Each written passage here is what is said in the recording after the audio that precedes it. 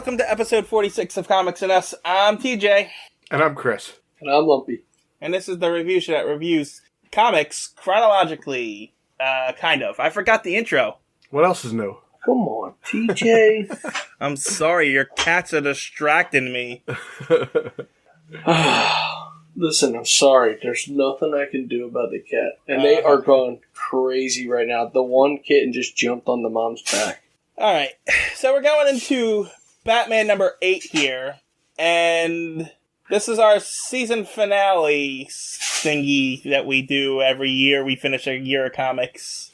It was written by Bill Finger, penciled by Bob Kane, inked by Jerry Robinson, George Russo, lettered by George Russo, edited by Whitney Ellsworth for all comics. The cover artist was also Fred Ray and Jerry Robinson.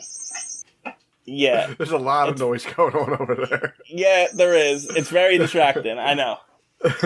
Listen, just a note to our listeners, okay? I'm fostering 6 kittens and 2 moms right now, okay? I got nowhere else to put them.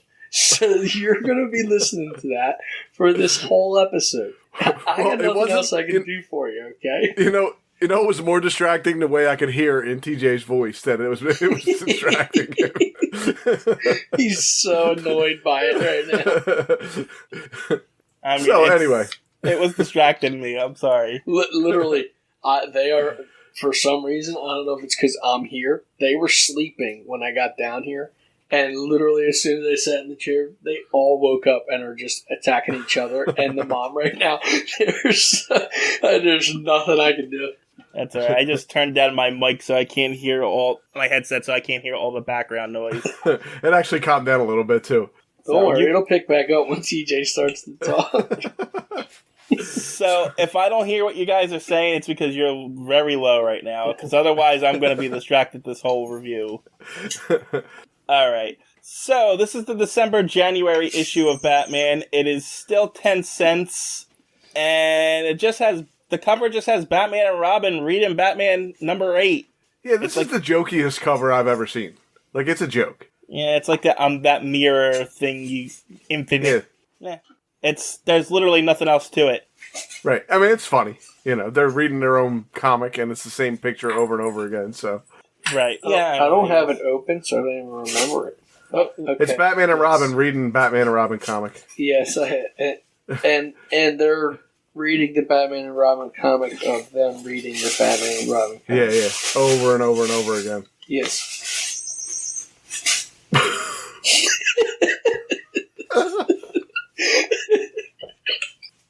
Dude, they just crawled inside the tube and pulled that stupid toy out. That makes it. It sounded like it was, I don't know, like it's snowing or something there. It was like crazy. Alright, I have to figure out if I can do something. This is gonna be a fun one to edit. You're not allowed to edit the cats out. They're inside the crinkle tube. We're 4 minutes into this recording, and there's been more cats than anything else. You sure this isn't Catman? This is now Catman. Which is an actual character, so... If I take the cat tube out... Why are you guys so active right now? Okay, go ahead. We're good. I'm leaving all this in. I'm just letting you know. All this delay, everything. I'm not cutting any of it out. I got cats climbing out of the cage. He's babysitting. Yes. Alright, I took the crinkle tube out. The I don't know if it's going to help. But that was the most distracting. Now they're rolling a ball around. I couldn't imagine what the hell was going on. Yeah. I will include videos on our Instagram of actually what happened in this episode. Okay? I'm sure that'll get a lot of likes. If that's even how Instagram works, I don't know. It will. Yes. I don't know how that works. So, alright. Now it just got really quiet. Is everyone still there? I'm here. Still here. Alright. We ready to go into the first story finally? Yes, please. Alright, so this one's called Stone Walls Do Not Make a Prison. Or Right, no. Stone walls do not a prison make, for Right. some reason. It is 13 pages long, and it's got a non-canon open and splash page with some mobster guy holding a prison, giant mobster guy holding a miniature prison, or maybe it's a whole prison, or he's a giant, I don't know. As Batman and Robin are on a boat, shining a spotlight on them with a tombstone telling you what's going to happen in this episode. Yeah. It's not a bad cover photo, not cover, but splash page, but I don't know, it doesn't make a lot of sense either, does it? Well, I guess it does, because the mobster spoilers, he takes over the prison, so. I mean, I get what they were going for Yeah. with it. It's still kind of a weird splash page, but... I just feel like it would have been much better if it was giants picking up prisons and stuff, Yes, because those are my favorites. Actually, I like this one, though. I shouldn't really say that. I did like this one. I thought this was good. Yeah. I mean, I don't know if it was great, but I thought it was good. I liked it. Right. Well, honestly, this whole comic was better than what we've been getting, so... Yes. Yeah. There was only one I had a little bit of a problem with, but... Me too. Yeah, we'll get to it. Alright, we truly open with Batman punching a guy in the face. Yes. The titular giant from the splash page. And it makes news in the Daily Star. Oh my god, it's so loud. It's loud. And I turned to try to find out what they're doing, and I don't even know what was making that noise.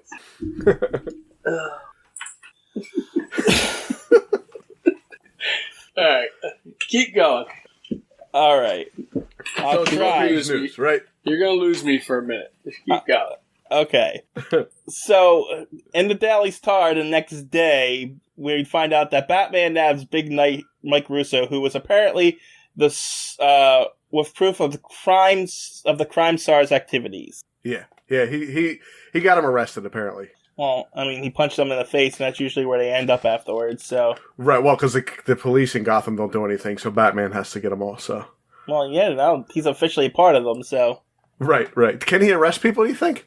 I think he beats them up and then he calls them and says, "Come pick these guys up." That's what I think it is too. Yeah, I think that's the same thing I was thinking too. I think they stick to the same routine, honestly. Except for now, they kind of back him, and that's it. Yeah, that's it. Because But all that's got to happen is a criminal has to say, "Oh no, Batman robbed somebody," and then they go after him, like they did in the last couple comics. So that's true too. So I guess his lawyer is talking to Big Mike Russo, telling him this is bad. You're gonna go to jail, and then he seems okay with it. Oh yeah, he seems like a little happy about it actually. He tells the judge he needs a vacation anyway, and they send him to prison, where he meets the warden, and they put him in jail.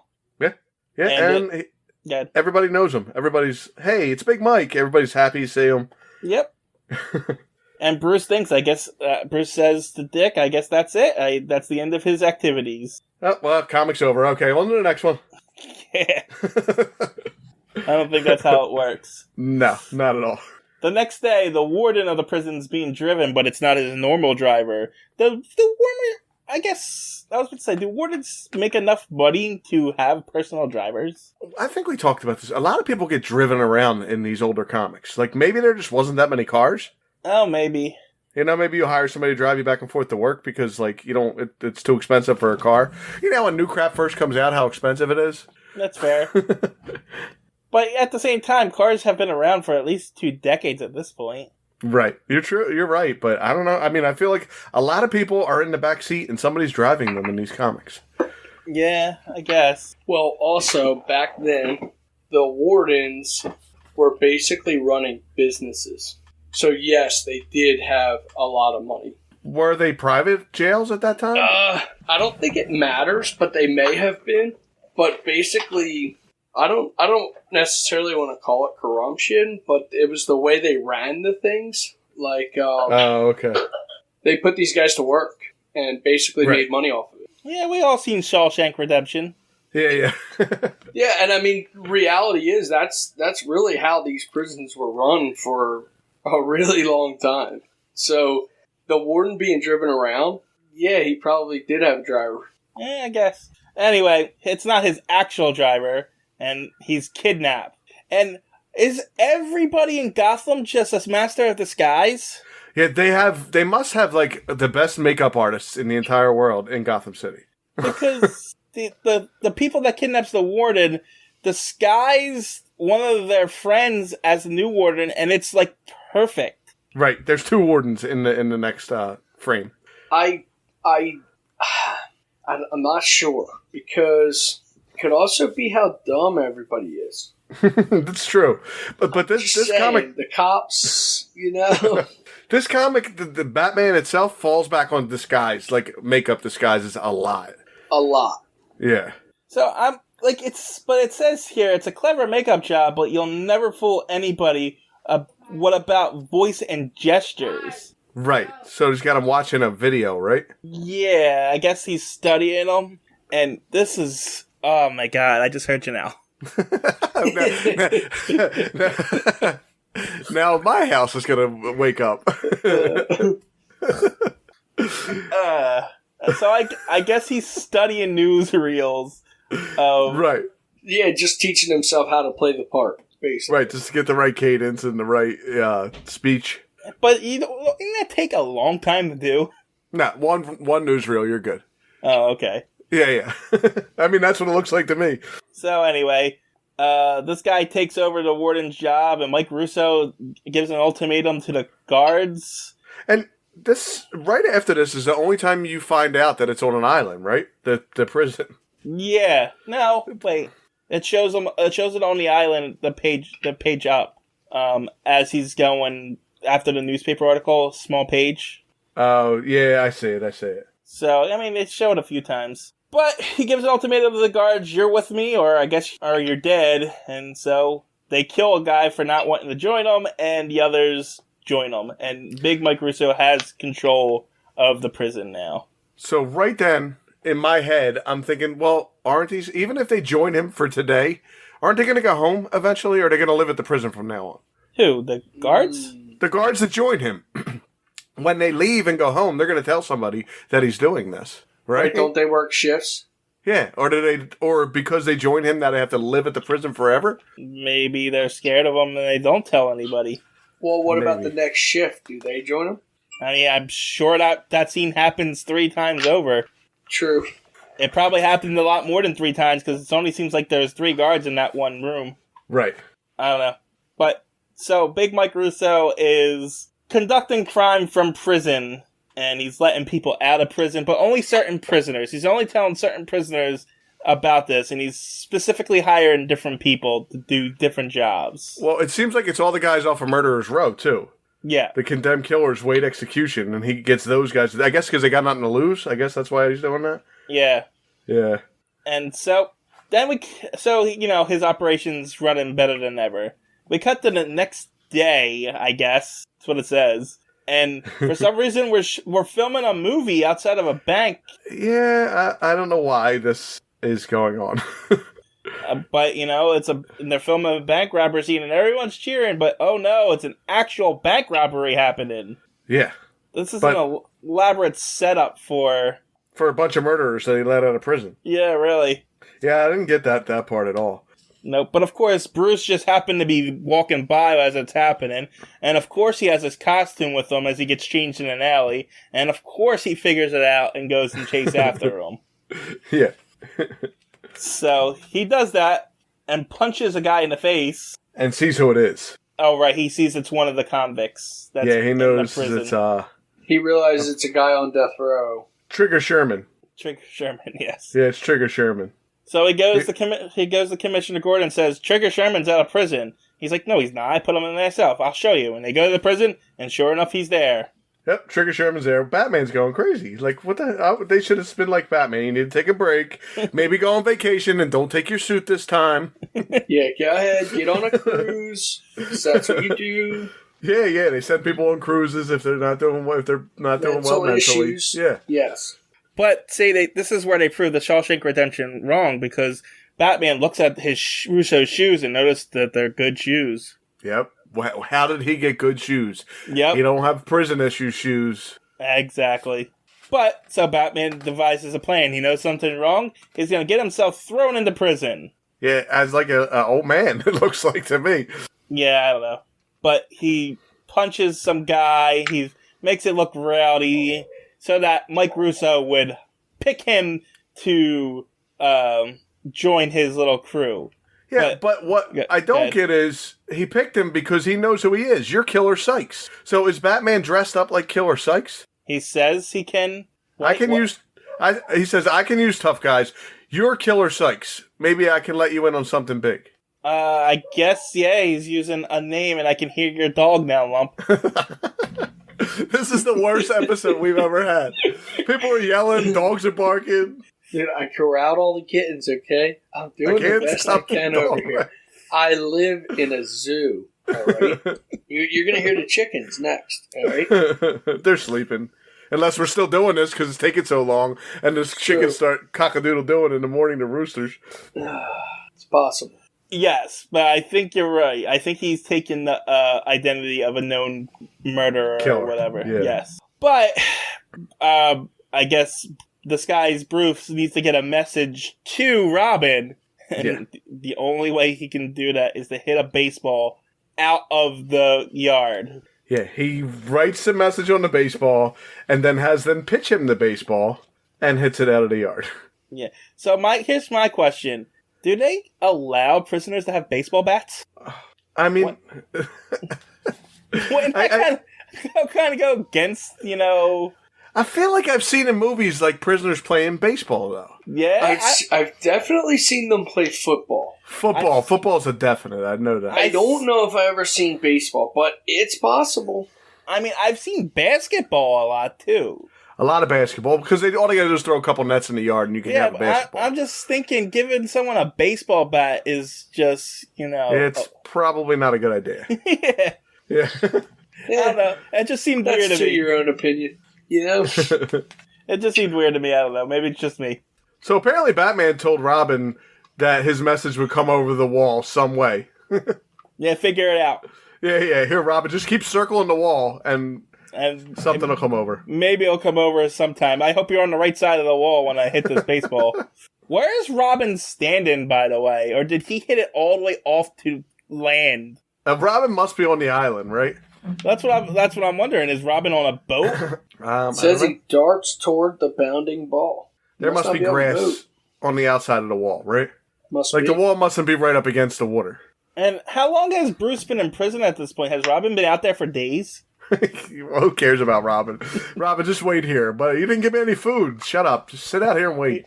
I can't believe Batman didn't get Robin arrested and put in jail.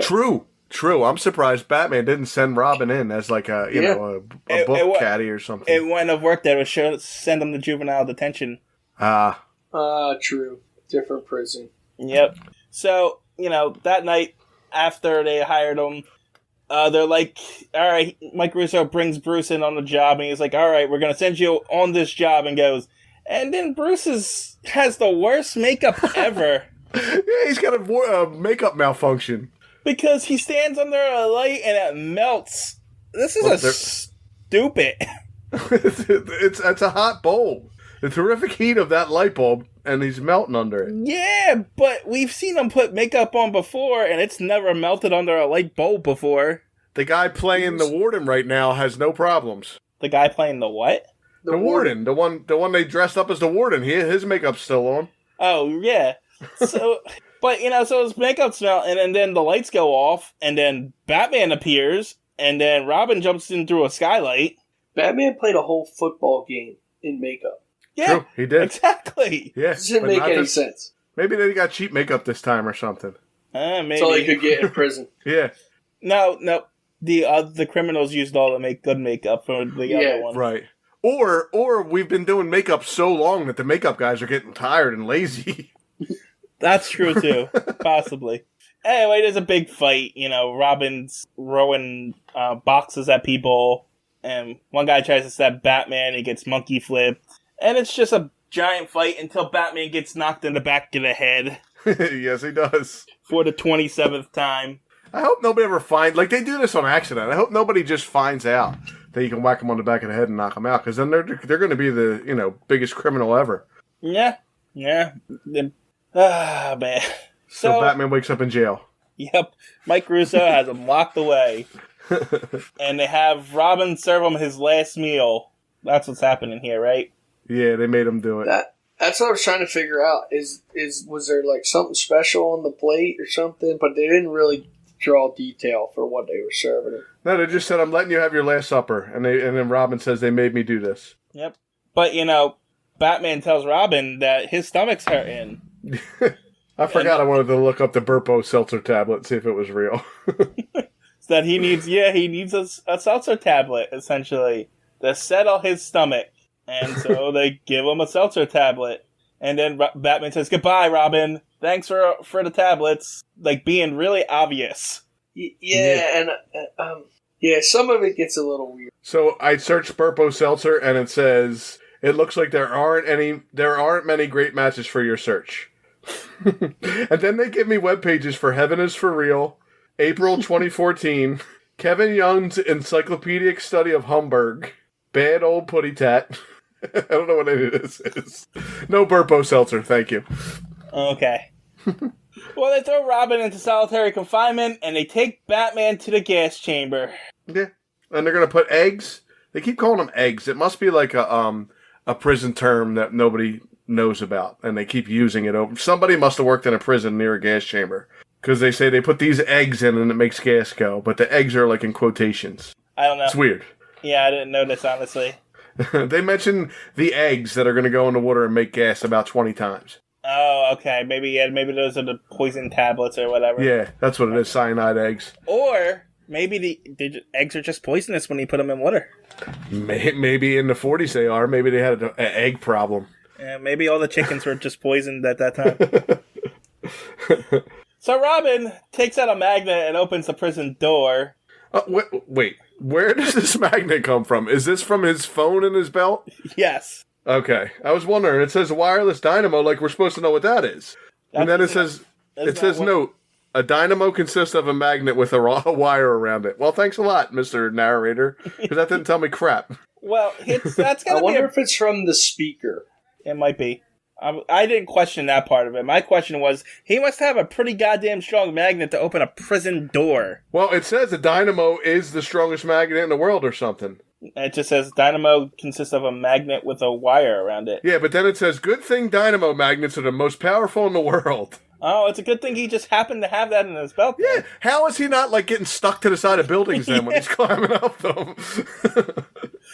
Batman, I'm stuck again.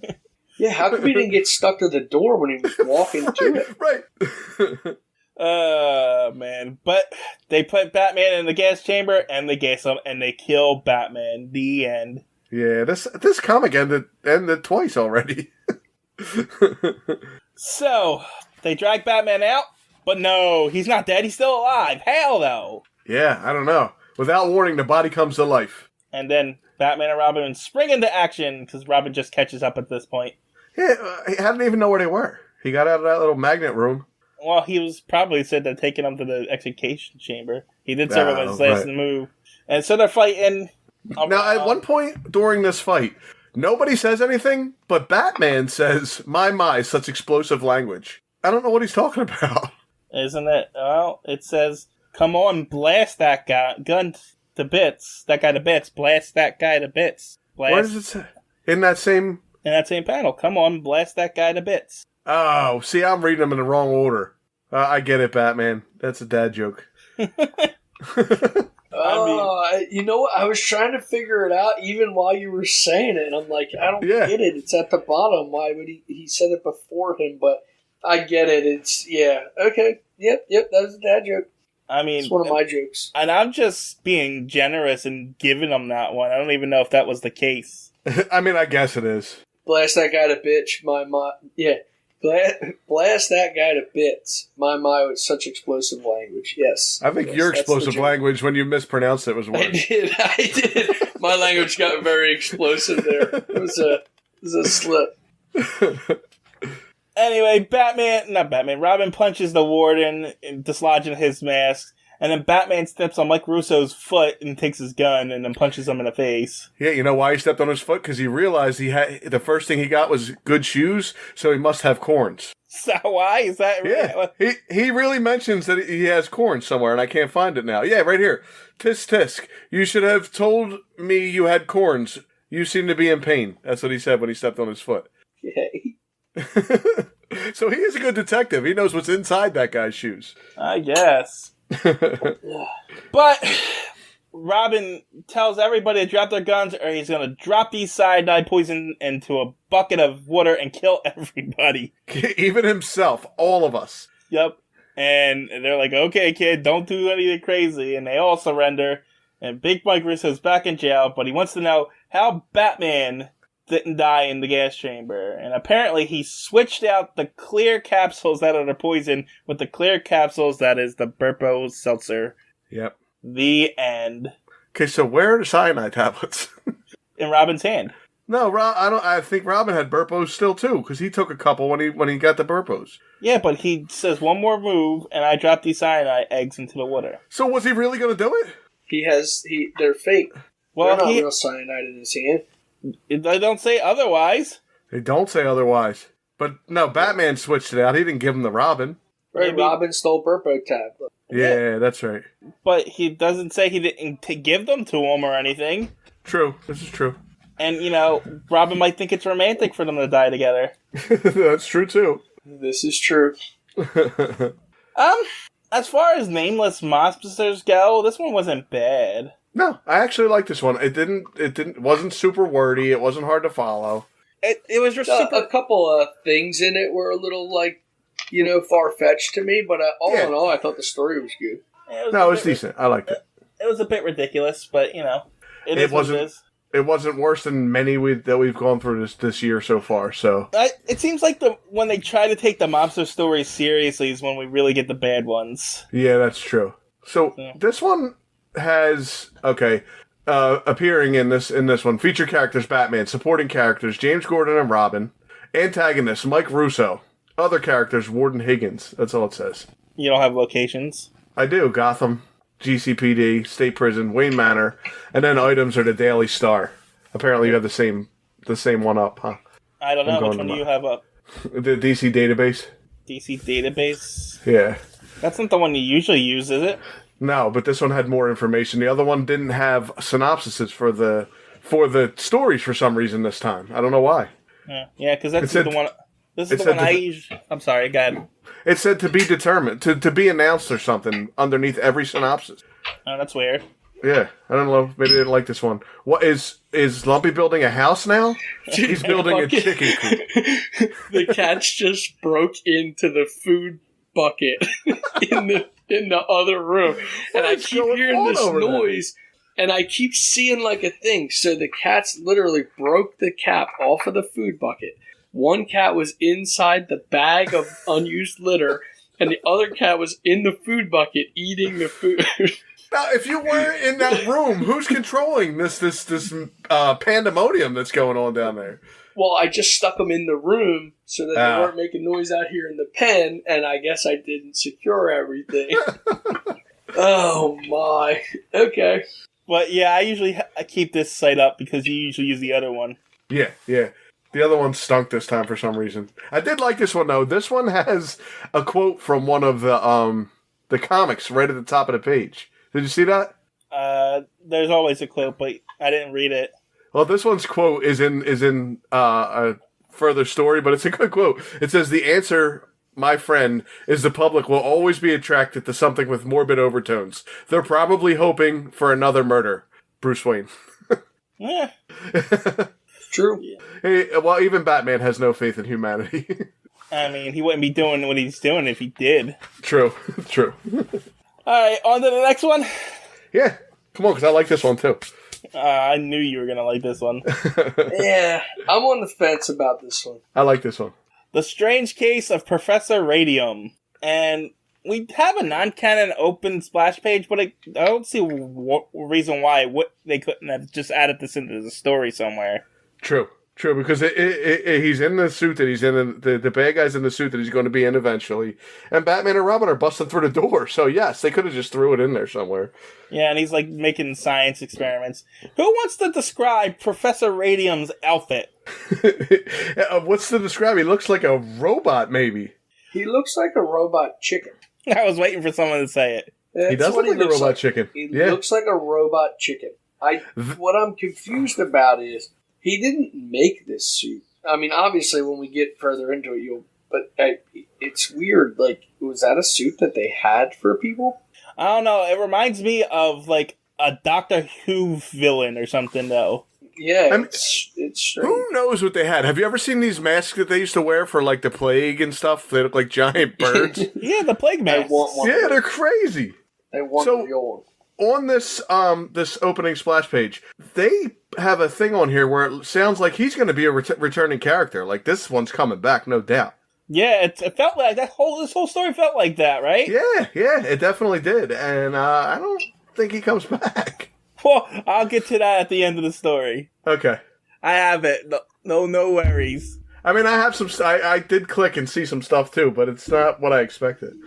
So we truly open at the pound, or I guess the dog pound. Do they have different pounds for different animals? I gotta be honest. Probably back then, they probably just had a dog pound and didn't give a crap about the other animals, right? I agree, because I don't think there was ever a cat pound. Not that I've ever heard of. Right. Or they called it a dog pound and they took all animals. Well, I think they called it a dog pound and took dogs and eventually, maybe moved on to cats and stuff like that. Yeah. But most people, even, like, in the 80s, I remember, people didn't keep their cats in the house. Like, you had a cat, you let him go outside. That's true, too. Yeah, the cat just was on his own, and if he scratched on the door, you let him in once in a while. And a lot of people actually still do that now. Yeah, I never did because fleas and stuff like that is the reason I don't. That's why I don't let mine out. But right. I know Matt, my buddy Matt, he does. He always let his cat out. Well, it was come in sometimes. And I honestly believe that it was something that you just did back then. Like it was unthought of to make the cat stay in the house. Even like the Flintstones theme song says, "Make that cat stay out for the night" in the Flintstones theme song. Yes. Yeah. All right, now that our history of dog pounds are over, they're gassing dogs, and they're killing them, and this professor guy says he'll take them. Oh, dead. He wants them dead. Right. Now, I guess because he's a professor, like, he wants to do some experiments or something, right? Because if some weirdo walks into a pound and says, I want to buy all your dead dogs. Hold on. Hold on. The whole beginning of your sentence roboted out. You're going to start over. This is a great night completely. Again. We never heard a word you said. Can you hear me now? Or am I on a delay now? No, you're fine. It's just... Okay. I said, I guess because he's a professor, they will sell him their dead dogs. Because if some weirdo just walked into a pound and said, I want to buy all your dead dogs, they'd be like, get out of here. You ain't getting our dogs. Well, the guy that's at the pound says the permit seems all right. Well, we can deliver the dogs to your laboratory tonight. He's even got... You said Labradory, like a dog. You did. That was an unintentional pun, but it was a good one. It was a good one. Right, I didn't realize he has a permit and everything. So yeah, he's getting all the dead dogs. And it's kind of a morbid scene, because you see the dead dogs being gassed in the background. Yes, and you see him with the dead dog on the table and stuff, too. Well, yes. Yeah, we'll get to that next. Yeah, he's doing experiments on this one dead dog.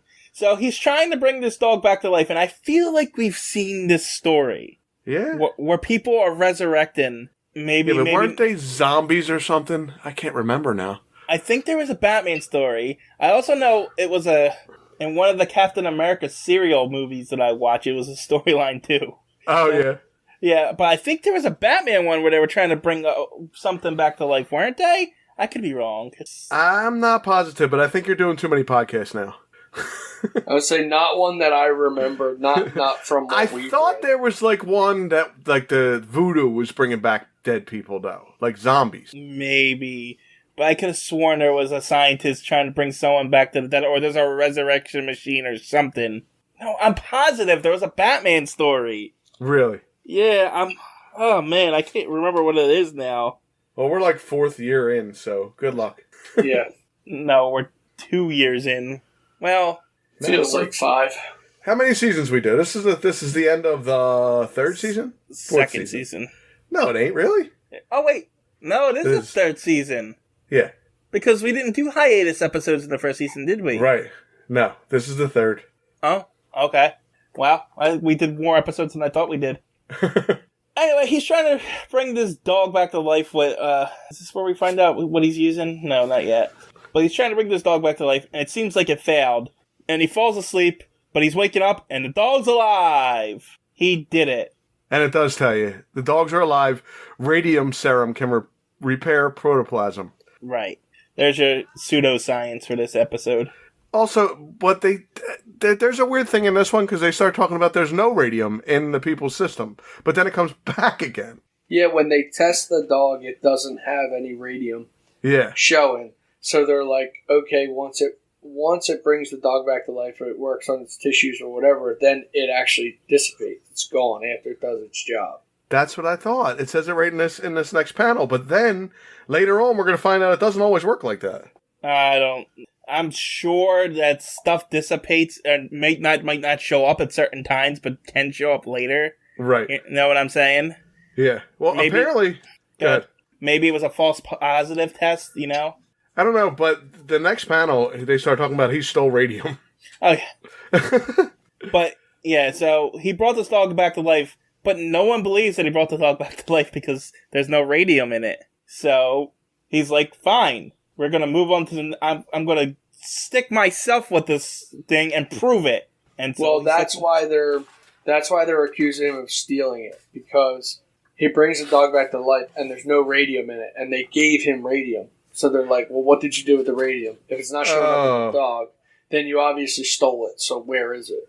Oh. Perhaps you have appropriated your own radium for your own private use. Oh, that's what it was. They're like, you're not using this for these experiments, you liar. Well, what did they think he's doing with radium? Who knows, right? Something nefarious. Anyway, I guess he sticks himself with the radium potion, and then I guess his butler walks in? I guess, and that's what you're going on? You're like, I'm just going to leave a note over here. Wait, not butler. Look, because he's like doing lab stuff later. This guy.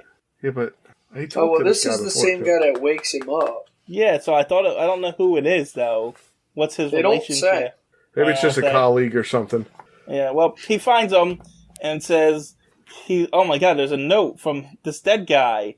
And he has said, I have deliberately taken my life so I may prove my serum will give it back to me again. The serum is on my laboratory table with instructions. So that's your plan. That's your plan. I'm going to kill myself and leave a note, and hopefully somebody brings me back to life. Yeah, essentially. Yeah. It's a good plan. Yeah, it works, apparently, but... Yep, because this guy brings him back to life. And when he comes back to life, he goes out and smells the flowers. Then what? They don't have faces on them, don't worry.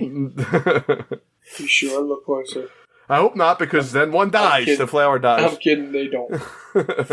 But yeah, so he picks one flower and it dies in its hand. And then all of a sudden, he's green. Yeah, how come his radium didn't go away?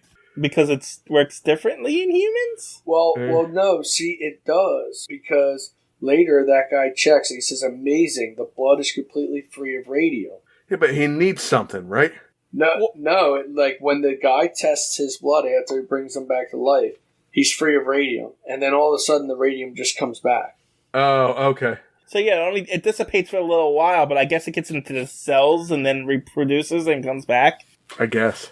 I don't know. I don't know anything about science. Don't take my word on that. Me neither. But I thought, right away, I thought, so this guy, when he touches somebody and kills them, the radium goes away and he doesn't glow anymore. But that doesn't seem to be what's going on. No. Yeah. Because even in the beginning, when it's telling you about him, it says, this guy, a man who must kill so that he may live. Oh, I didn't notice that before. Right. So what? I don't get. No. I'm talking about something else. Oh. It says once in the dark he glows. Right. I did see that. So it only glows in the dark. Okay.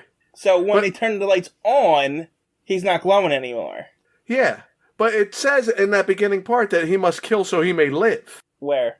Right in the beginning. Right in the beginning when when we thought he was going to come back, it says. Can they defeat a man who must kill so that he may live? Oh, the narrator says that? Yeah. I think that's spoiling for later. Is it? Okay. Yeah. Because he accidentally kills his colleague, I guess, because he shakes his hand or does he punch him in the face? I don't know what's happening. Yeah, he does something. We'll get to it. I know what you're talking about.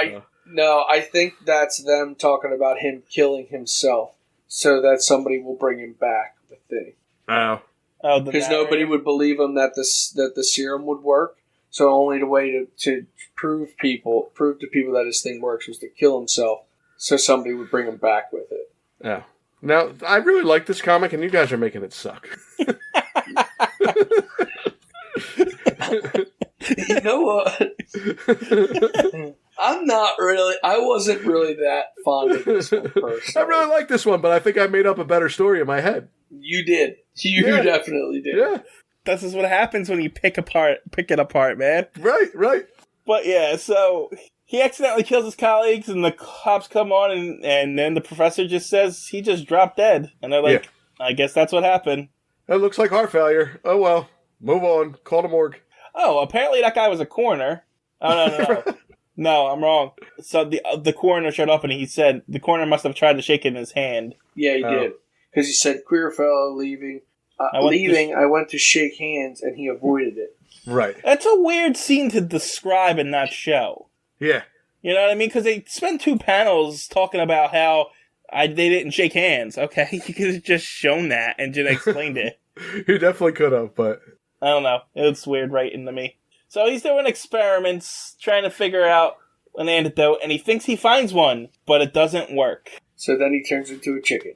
Yeah. Then he does turn into a chicken. Apparently, he needs to find, what is it? The thing that he uses to make the antidote, but he's running low on Volatile. Right. Volatile, yeah. So he's got to go get more, but he can't go out looking like a jolly green radium guy, so he puts on a radiation suit that looks like a chicken. It's worse than the glowing green. And he's been better off going out green. Yeah. And he starts robbing hospitals. Is he just walking into hospitals and stealing this crap? Is that what he's doing? In his radiation suit? Well, if a robot chicken was coming up to you, would you stand in the way? No, I'd probably just take the volatile if you want it and get out of here, robot chicken. Yes, if you promise to just leave, take what you want. Yeah. Like a chicken. I saw that show. You're going to make the Transformers fight each other and like hot dogs run around. I saw that show. Meanwhile, back at Wayne Manor, Bruce is talking to Dick, and Dick's like, I wonder who's behind all of this. And then Bruce is like, only a scientist would have knowledge of volatile. Why? Well, I don't know what volatile is, so maybe. Yeah, but why would only scientists know it? Wouldn't doctors know it? No, it's only scientist stuff. But he's stealing it from hospitals. That's true. What about the nurses? Well, maybe they only have it in hospitals for scientists to come in. Oh, so the scientists have to go to the hospitals to go get it. Yeah, that's what it is. I see. So, Batman and Robin get suited up and they're gonna go, I guess, stake out all the hospitals in Gotham, unless they only have one. I'm gonna guess they went to the Gotham Hospital. Okay.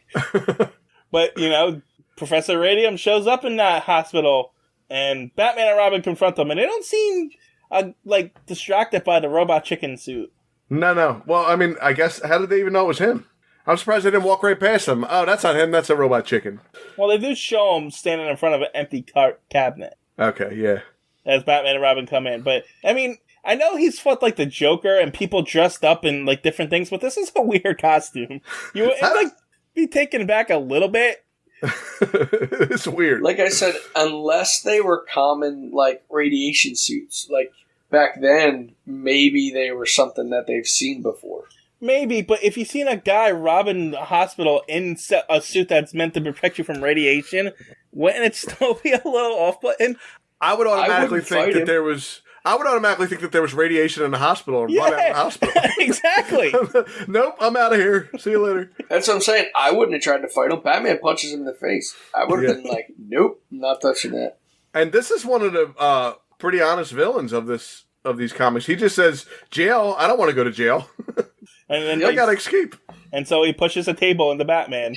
Yeah, tables slow Batman down. They don't knock him out, but you can push tables into Batman to slow him down. Yeah. And then he starts throwing surgical instruments at Robin. So he pushes a table at the adult, but he throws knives at the kid. Yeah, he's chucking scissors and knives at him. And that makes Batman really mad. No one's going to kill Robin but me. Yeah. And so they knock over a cabinet full of probably, valuable medicines and stuff like that. And Professor Radium climbs out the window and starts coming down the window. And the next 2 panels, I swear to God, It looks like Batman's pulling Robin off of the pole and throwing him down. How did Robin, was he on top and wound up on the bottom? Did he fall past? Yeah, it does. It looks like Batman grabbed his foot and yanked him off. Yeah, it looks like Batman yanked his foot and Robin had to grab his foot so he wouldn't fall. Yeah.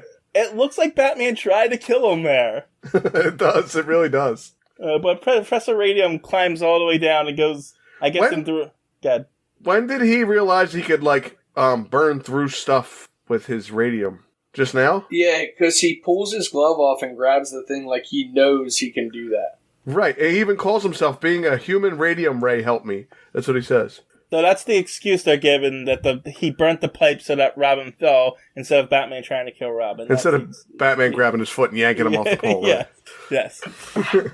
So, I guess Professor Radium goes in through a window and punches an orderly. Yeah. And then somehow gets into a truck on the ground floor while guards read a newspaper. I guess no one noticed all this racket that was happening. The guard is busy. But for some reason, this bad guy, every time he does something, he says, I don't want to have to do this. Like, he feels bad about everything. Yeah. But he must be super quick, though, because he goes in through the window, and it doesn't look like the ground floor. He goes in, punches the orderly, goes downstairs, gets in the truck, and run away. Meanwhile, in the next page, Batman and Robin are still climbing down that pole and into the window. Well, because they couldn't figure out Robin was dangling for a while, but is that an elevator he's getting into? It looks that way, yeah. Then maybe he's getting into an elevator. That's a little faster. There's no more pole left. So they got to find a way to get Robin off of his foot. Right, because the Radium guy destroyed the pole. There is no more pole below them to climb down. Right. So Batman tried to shake him off. Get down. Batman tried to shake him off and let him fall, but he couldn't, so he had to kick him into a window. Well, no, he was trying to shake him off, and Robin just like, I can get to the window, and just dropped it. He swung into the window. That's probably what happened. Yep. Anyway, so they chase after him, but they're too late because they kind of suck in this issue. And they discover Professor Radium's glove that I guess didn't fall all the way down to the ground floor somewhere. I guess they had to find it outside, right? I guess. It looks like they're still in the hospital when they, because it's just a blue background. Yeah, it's just a blue background with a door. Yeah, I'm going to guess they're coming out the front door and it's laying on the ground. But now it's more science time. Bruce Wayne. I was going to say, they unnecessarily tell you how they find... More science time. I know how to do fingerprints now. Yes, you do. It's crazy how much they explain it. Somebody writing in this comic did fingerprints before, too. And is it real that you can take fingerprints from inside a glove? Yes. Yeah. That is true. I don't know if this is how you do it, but yes, they can get fingerprints from inside a glove. So let me read... But it's not easy. Let me read the explanation here, because this is ridiculous. You ready? So, you get the glove. Now dust powdered oxide of lead over the tips of the glove. Then a gelatin scene, such as a photographic citrate paper, which has been exposed and developed soaked, causing the gelatin to swell, pressed over the marks made visible by the lead oxide. Then the paper is peeled off, photographed quickly, and behold, fingerprints of a criminal. Did we need all that? Not at all. You left out turn the glove inside out, by the way. Oh, did I? I'm sorry. I left out turn the glove inside out. I don't think they explained it, but you can't get the fingerprints from a criminal from the outside of his glove. No, you're not getting it from the outside. No, you definitely are not getting it from the outside of the glove. But I just want everybody listening to have to suffer through that because I had to read all that crap, so. Yes. Anyway, now I hear sirens in the background. Yes, I heard the fire alarm going off, and I'm like, I hope he hears the fire alarm now, too. Is that mine or yours? It's mine. This is the craziest episode ever. I think in the description of this one I'm going to write, we're going to have many visitors in this episode. Anyway, I can't turn that off, so sorry. I know, it's not your fault. The next morning, Professor Radium injected himself with volatile, and he thinks he's cured. So he goes visit his friend Mary, but oh no, it wore off, and Mary dies from his touch. Yeah, well, when Mary seen him turn green, she should have ran away.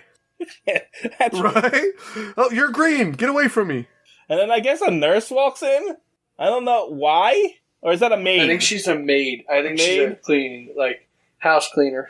Okay, because it looks kind of like Linda Page's nurse's outfit. Yeah, it does kind of look like that. It also looks like Linda Page. And so does Mary. True. They all got that blue tint in their black hair. Yes. Oh, that's true. They do look identical except for different dresses. Yeah. Maybe they're twins. Anyway, she calls for the police. Meanwhile, Batman's in Commissioner Gordon's office giving them the fingerprints. And they, wait. Find a match? Yeah, they find a match, and it's the professor that they're searching for. Professor, I don't know his name. Professor Radium. Professor Ross. Professor Henry Radium Ross, yeah. Yep, there you go. Sometime later, they discovered the dead bodies. They were killed by radium burns. And I don't understand how they found this out at the house. The girl died of internal radium burns. I'm assuming that guy's a coroner, and he did a autopsy. Okay. I thought they were, like, at her house, and he was just finding her there. Yeah, he did the autopsy in their house. Right there, right? You gotta... listen, I need a sheet or a tarp. I need a tarp is what I need. I mean, because Professor Radium's looking at them in front of a house, so it's definitely a house. So, weird. yeah, I'm assuming they did the autopsy in the house. Get me a steak knife and a tarp. We're gonna find out what killed this lady. Meanwhile, the paper is explaining how Professor Henry Radium is that large. Oh, that's why you got Professor Henry Radium Ross. Yeah. I thought you made that up. No, I read it. Okay. I made up the part about when he touches people, the radium goes away, but I didn't make up that part. Okay, I'm sorry. I gave you more credit than I should have. But apparently the radium has made him mad because he says, "I'm mad, ha ha ha, I'm crazy, the cursed radium." He just says all this stuff. Because it's starting to affect his brain. Yeah, but who's he talking to? Himself? I don't know Yeah. I don't know where I heard this quote from, but it is, if you say you're mad, you're not mad. That makes sense. If you have to say it, you're not. So Batman tells Commissioner Gordon that to remove the police from around Professor Radium's house. Oh my God. What are you doing? My chair spun a little bit. I thought he was playing ping pong. My chair just moved a little. I had to spin myself back. Is it on like a crank? Are you...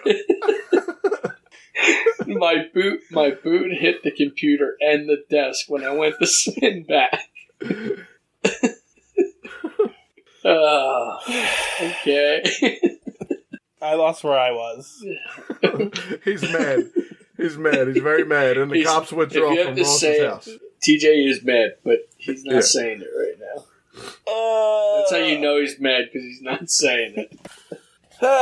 So the cops withdraw from Professor Radium's house on Batman's word so they can set a trap for him.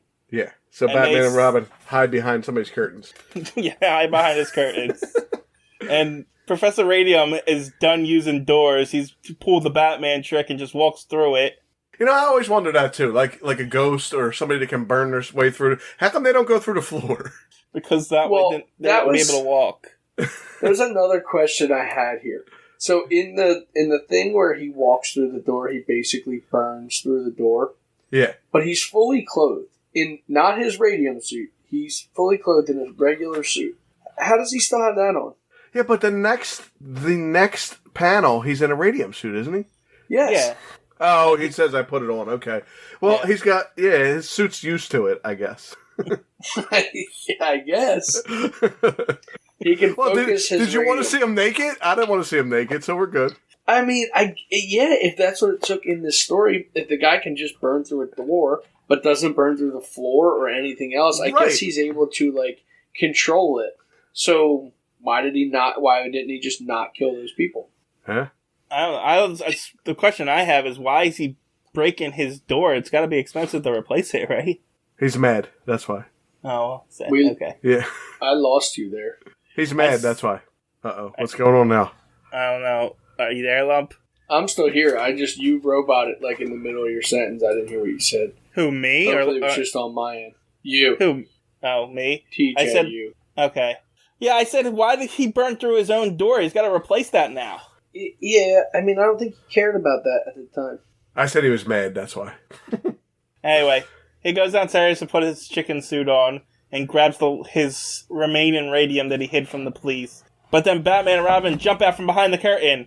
And I guess he just has radium rays now that he's shooting. Death-dealing radium rays. Yeah, I don't know when he learned this power or how he learned this power, but yeah, he has radium rays now. But he's only got one glove because Batman stole his other glove. But because he's Michael Jackson. No, I don't think he is, but okay. Yeah, he never takes it off. Well, no, the Batman and Robin stole it from him earlier. Oh, no. He replaced that because he said, luckily I had another glove. But it says, swiftly, peeling off a glove, the professor exposes a glowing hand. Oh, okay. Why was it necessary for them to explain that whole thing? So you didn't ask questions about it, that's why. I wouldn't have asked questions about it otherwise. I would have just moved on, but now we had a whole 3-minute conversation about it. I think that was my issue with this comic, is how they kind of went in depth on a lot of really weird things that They did. they could have cut 5 pages out of this comic. Well, they gotta go 13 pages. They're always 13 now, aren't they? It's true. Yeah, yes, they are. But he uses his radium rays to knock down a chandelier, which falls on Batman, and then he punches Robin in the face. Yeah, he does. He knocks Robin in the face. And then he runs to a ship. It does look like a ship. There's some porthole. Oh, there. Wait, he's headed for the shipyard. After him, Robin. And then he's climbing up a ladder. And then a moment later, somehow a hook is about to hit Robin in the back of the head. Yeah, I don't know what's going on So, here. before we get too far away, I'm confused. He says die. He wants to kill him, shoots radium rays at him. Then, he puts his glove back on to punch Robin. No, it's, yeah, he does. Yeah. No, I think it's the other gloved hand that he has on. Is it? Because he always has one gloved hand. Yeah, but that's the hand he was shooting rays out of earlier. That were That's left the hand. He was shooting out of his left hand, puts his glove back on, punches Robin in the face. Yeah. No, but that's his left hand. Yeah, but look at the panel that he's shooting rays out of his left hand. Oh. Yeah, he put his glove back on to punch Robin in the face. That's what I'm saying. Like, so did he want to kill him or did he not want to kill him? I'm confused. Maybe he only wants to kill Batman. Maybe he just really wanted to punch Robin in the face. I get that feeling sometimes, too. Maybe. Also, did we skipped over the part where the Robin and Batman, or maybe we didn't get there yet. Never mind. Go ahead. Go on. We'll get there. So, the Professor Radium runs to a ship, climbs up it, and then it's out of nowhere, a giant hook's about to hit Robin in the back of the head. And Batman yells, "Look out!" And it looks like he pushes him, but I don't think that's what happened. I think Robin dodged it, and Batman's just trying to make it look good. Well, if you see where Batman's foot is, it looks like he tripped him, too. It looks like, yeah. He's like, oh, he's trying to get away. Trip him real quick. That hook's going to miss him unless I trip him. Yeah. Oh, wait. We did miss it. We missed What did we miss? What did we miss? Batman and Robin. I made a transparent rubberoid composition that I sprayed over our bodies, immunizing us from the radium. Oh, right. I do see that. So the radium wouldn't kill them anyway. But after the first ray, he says that. Yeah, he did. He made a transparent rubberoid composition. Well, they should explain that one. Him and Robin. They should explain that one. I would like to know how he did that. Yes. Can we go to them making the rubberized spray, please? Can we get into that? Anyway, Professor Radium's on a platform hanging from a hook for some reason now. How'd he get up there? I stopped asking questions a while ago. You should. You're right. We should all stop. And Batman climbs up the crane, swings down, and kicks him off of the platform into the ocean. And Batman said he must have sunk like a log. Yeah, see, when they do that, that guy comes back. Well, here's the thing. Sometime later, Dick asks Bruce why he's frowning. He was thinking, here was a man who tried to discover something that would give life to people, but in the end he created Frankenstein's monster that destroyed his own life. And then it says the end. But the caption at the bottom says, but has the river steal the tomb of the unusual man, or does he still live on as the new mad Professor Radium? Right. So where is he? So he's dead because he doesn't show back up to 2006. But that was a big lead up for this guy. Yep. So are we gonna just not? How many people did Batman kill? Batman, this is not kill count number 48 because Professor Radium died. But wait, what about all the people he killed by polluting that water? with the radium. Yeah. Maybe it dissipates. No, so he's in his radiation suit. Oh, they throw him in a chicken suit into the ocean, right? But his one hand's exposed, isn't it? No, it's not. He put his glove back on when he was falling. He did. Yep. He had it off and then he put it back on while he was falling. He did. Sorry, this one was really ridiculous to me. This one story that I made up was good. This one, now that you guys explained it to me the right way, it sucks. Because, I thought he had to kill people to make the radium dissipate in his body, and then, then he would, when he came back, he would have to kill, a person every once in a while before he would go crazy. That's a good story. Nope. I'm going to write me a Batman story. But that isn't what this story is about. No, it definitely was not. Thanks for ruining it. I'm not going to talk to you guys about it no more. Well, you have to, because you have to tell us who's in it. All right, who's in it? Batman, James Gordon and Robin, antagonist, Professor Radium. Now, when I click on it, it says he shows back up when? 2006? Then he's not dead. Yeah, but by that time, the world has changed and he's a different character. Ah, so he's okay. It's like another different... Yeah, gotcha. The Crisis on Infinite Earth have already happened and the world got reset. Okay. So then we got... there was also 4 other crises in that time, too. Okay. So then the other characters, we got Johnson, and it just says dies, and Mary Lamont, and she died too. And the locations are Gotham City, headquarters, Wayne Manor, and the shipyard in Gotham City. And don't forget the Radium Serum of Resurrection. The Radium Serum of Resurrection. And for some reason, I can click the word radium. Let's see what that does. Oh, radium comes back again in Earth too, just so you know. Oh, the actual element. Yeah. Number 88. All isotopes of radium are highly radioactive. Oh, I see. Whatever. Are we done with this one now? That took a long time. I am. Well, that's because the world was ending while it was going on. Lumpy built a house. I had a friggin' emergency going on over here. Some kind of fire or something. All right. On to the third story. This one's called The Superstition Murders, and it's 13 pages long. So, a note about this one right off the bat, I usually take 1 or 2 notes for each comic that we read. I have nothing on this one. Yeah, listen, you didn't like the last... This one was my least favorite of the entire comic. Mine too. Yeah. Mine too. I did not like this one at all. This one was stupid. I didn't think this one was stupid. I thought the last one was stupid. I like the last one better than this one. But I liked my story better, so. This one's stupid in the detective kind of way, because this is just... Yes. But, I mean, the last one was just stupid in that fantastical way that I hate, you know what I mean? Yeah, and I just hated how much they explained little things. Yeah, there's a lot of little crap in that one, you're right. Anyway, we open up with a non-canon splash page of some guy in a mask breaking a mirror with that apparently Batman and Robin are chasing after him, behind him. Yeah. And there's also a black cat hissing. It's a statue. It's like a Halloween cat. It looks like a Halloween decoration. I just assumed it was a real cat and they just drew it poorly. Yeah, maybe. So we open up with the Joker killing some guy with a voodoo doll. You said the Joker. Yeah, I know. It looks like... Yeah, and I agree, because that's what it looked like when I first read it. The hat and I was stuff, like, oh, good, a Joker story. Not a Joker story. It's coming. Nope. But a play's happening, and everyone's celebrating this play. The producer, the writer, the actors. This happens a lot, too. There's a lot of plays. Batman is on a lot of plays. Well, but he's got nothing better to do. Yeah, I guess. I also think that was, a big deal back then. Yeah, they didn't go to the movies or nothing, but there was, amusement parks and stuff, wasn't there? You didn't have to go to a play. They did movies and stuff, too. I was going to say, they had movies, but Broadway or whatever you want to call it, plays or shows were a lot more commonplace. I think Rich Society just used any excuse to get together and just celebrate. True. They don't have nothing to do. They don't got jobs or nothing. Right.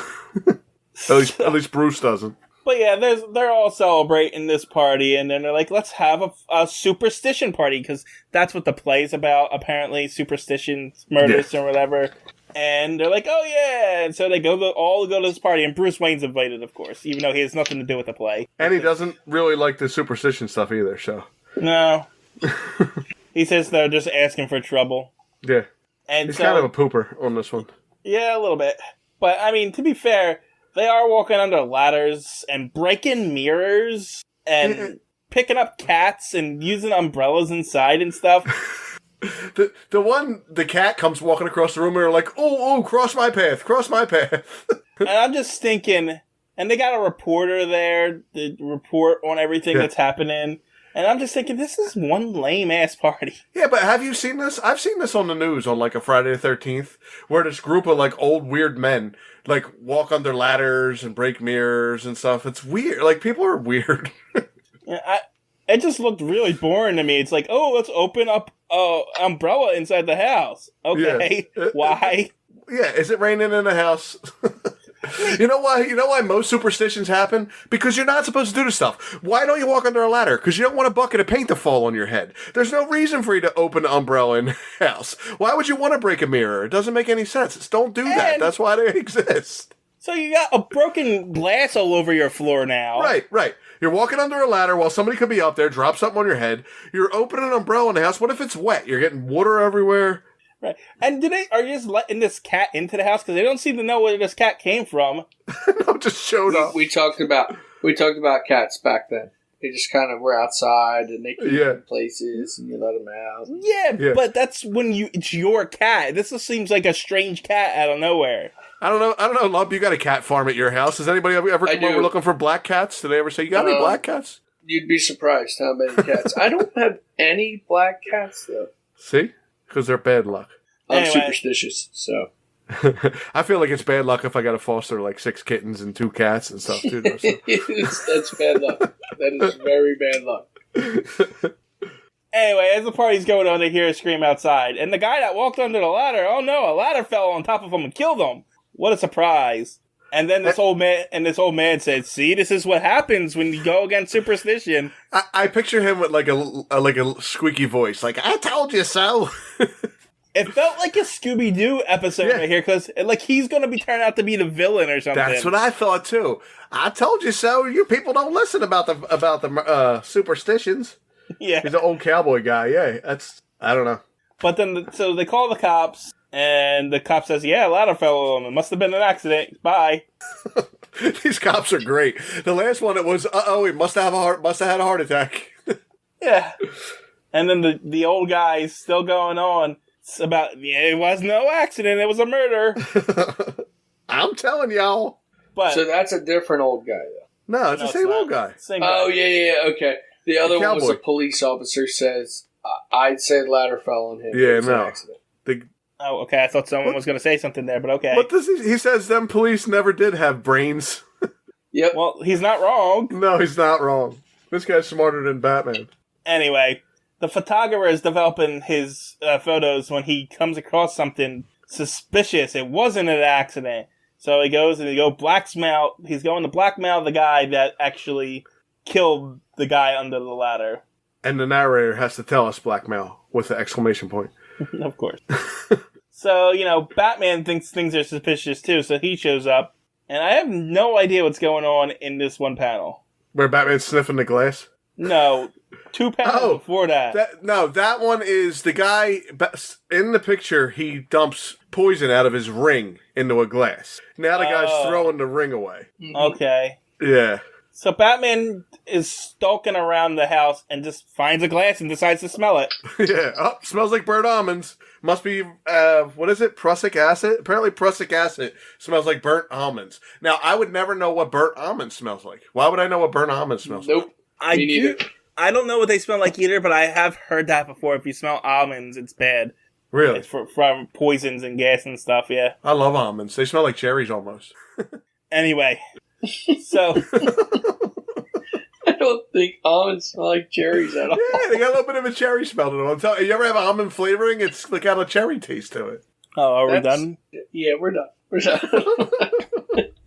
Almond milk does not taste like cherries. No, almond milk doesn't. But how do they milk almonds anyway? I've never seen a nipple on an almond in my life. I got nipples, Fokker. Can you milk me? Anyway.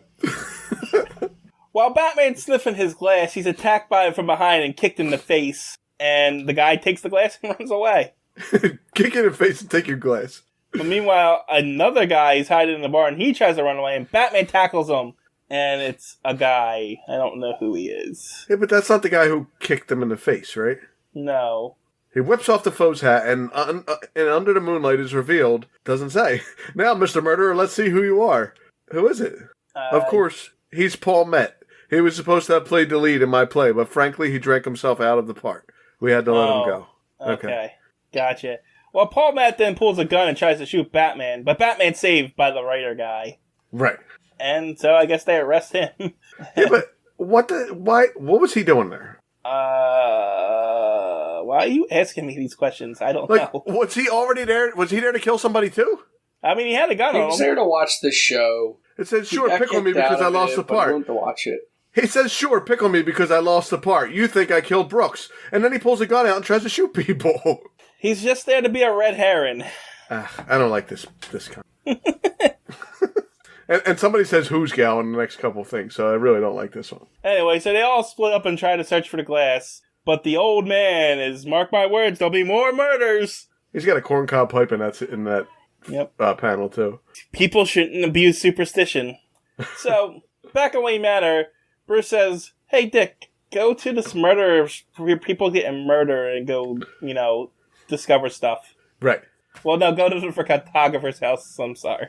Yeah, he's just going to a photographer's house, but it doesn't matter because Batman can send him anywhere because Batman's been trying to kill him and he knows he's really hard to kill, so they can send him anywhere they want. That's true, too. Because he does send Robin to find out what's going on with the photographer, but when he shows up, the photographer gets hit in the head with a mirror, and I guess that's enough to kill him. And he's the one, probably, who was breaking the mirrors, I'm sure. Oh, yeah, probably. I don't remember. I stopped paying attention. I'm sure that's the play they made. Yeah, so. I'm sure.